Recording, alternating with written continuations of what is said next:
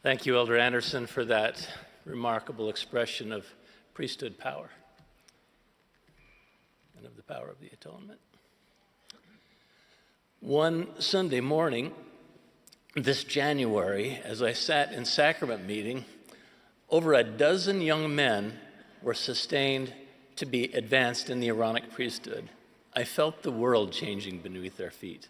It struck me that all around the world, time zone by time zone, in sacrament meetings just like that one, tens of thousands of deacons, teachers, and priests, like Elder Holland's friend this morning, Easton, were being sustained to be ordained into lifelong priesthood ministries that would span the length and breadth of the gathering of Israel. Each January, hands are laid on the heads of about 100,000 young men, connecting them through ordinance to a bright line of authority, stretching back through the restoration epic to Joseph and Oliver and John the Baptist and to Jesus Christ. Now, ours is not a very demonstrative church. Here, we do understatement.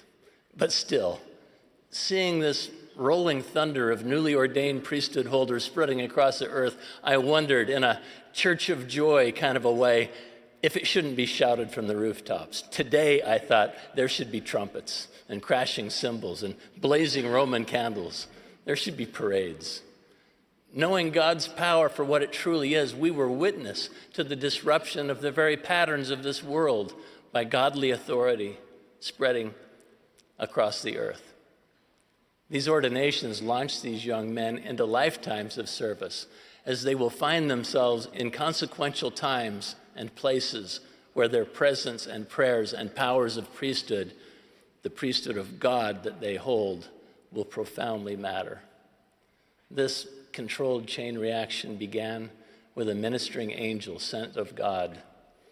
The resurrected John the Baptist of ancient times appeared to Joseph and Oliver and placed his hands on their heads and said, "Upon you, my fellow servants, in the name of Messiah, I confer the priesthood of Aaron, which holds the keys of the ministering of angels and of the gospel of repentance and of baptism by immersion for the remission of sins." John called this authority the priesthood of Aaron, after Moses' brother and priesthood companion.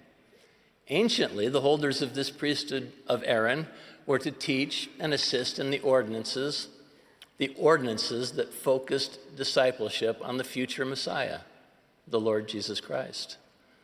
The book of Numbers explicitly assigns to holders of the priesthood of Aaron the tasks of handling the vessels of the ordinances.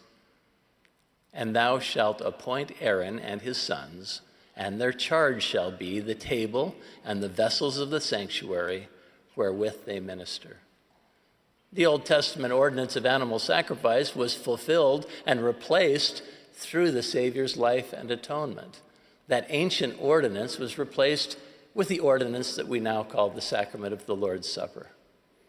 The Lord entrusts today's bearers of the priesthood of Aaron to do very much the same things that they did anciently, to teach and to administer ordinances, all to remind us of his atonement. When deacons, teachers, and priests help with the sacrament, they receive its blessings just like everyone else by keeping the covenant they make as they individually partake of the bread and the water. But in the performance of these sacred duties, they also learn more about their priesthood roles and responsibilities. The Aaronic priesthood is called the preparatory priesthood partly because its ordinances allow them to experience the weight and the joy of being on the Lord's errand, preparing them for future priesthood service when they may be called upon to minister in unforeseeable ways, including pronouncing inspired blessings in times when hopes and dreams and even life and death hang in precarious balance. Such serious expectations require serious preparation. The Doctrine and Covenants explains that deacons and teachers are to warn, expound, exhort, and teach, and invite all to come unto Christ. And in addition to these opportunities, priests are to preach and baptize. Well, all that sounds like a lot, but in the real world, those things happen naturally and all over this world.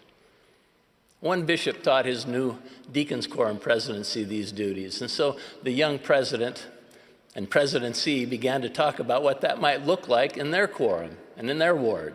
They decided that they should start visiting elderly ward members to see what their needs were, and then do those. Among those they served was Alan, a rough, often profane, and sometimes hostile neighbor. Alan's wife, Wanda, became a member of the church, but Alan was, as we say, something of a piece of work. Still, the deacons went to work and comically ignored his insults while they shoveled snow and took out trash. Deacons could be hard to hate, and Alan eventually began to love them. At some point, they invited him to church. "I don't like church," he responded. "Well, you like us," they said, "so just come with us. You can come to our quorum meeting if you want." And with the bishop's approval, he came, and he kept coming. The deacons became teachers, and as they continued to serve him, he taught them to work on cars and to build things. By the time these deacons turned teachers became priests, Alan was calling them "my boys." They were now preparing for missions as priests and asked him if they could practice missionary lessons with him. Well, he swore that he would never listen and never believe, but yeah, they could practice at his house. And then Alan got sick, and he softened. And one day in quorum meeting, he tenderly asked them to pray for him to quit smoking. And so they did. But then they followed him home and confiscated all of his tobacco stash. As his failing health put Alan into hospitals and rehab centers, his boys served him, quietly exuding powers of priesthood and of love unfeigned. The miracle continued, and Alan asked to be baptized, but then passed away before it could happen. But at his request, his deacons turned priests were the pallbearers and the speakers at his funeral. They fittingly warned, expounded, exhorted, taught, and invited all to Christ. And later in the temple, it was one of Alan's boys who baptized that erstwhile deacons quorum president in proxy for Alan. Everything John the Baptist said to do, they did. They did what deacons, teachers, and priests do all over this church and all over this world. One of the things that holders of the priesthood of Aaron are charged to do involves the ordinance of the sacrament. Last year, I met an inspired bishop and his wonderful wife. On a recent Sunday morning, they were driving to their son's baptism and suffered the tragic and sudden loss of their darling 2-year-old daughter, Tess. The next morning, Sunday morning, their ward members gathered for sacrament meeting, filled with compassion, suffering themselves. No one expected the bishop's family to be at church that morning. But a couple of minutes before the meeting started, they quietly entered and took their place. The bishop went to the stand and walked past his usual seat between his counselors and sat down instead between his priests at the sacrament table. During that anguished and sleepless night before of searching for understanding and peace, he'd received a strong impression of what his family most needed and what his ward most needed. It was to hear the voice of their bishop, their ward Aaronic Priesthood president, their grieving father, pronounce the promises of the sacramental covenant. And so, in due course, he knelt with those priests and spoke to his father. With the pathos of that occasion, he pronounced some of the most powerful words that anyone is ever permitted to say out loud in this lifetime. They're words of eternal consequence, words of ordinance, words of covenant, instruction that connects us to the very purposes of this life and to the most magnificent outcomes of Heavenly Father's plan for us. Can you imagine what the congregation heard in that chapel that day? What they felt in the words that we hear every Sunday in our chapels.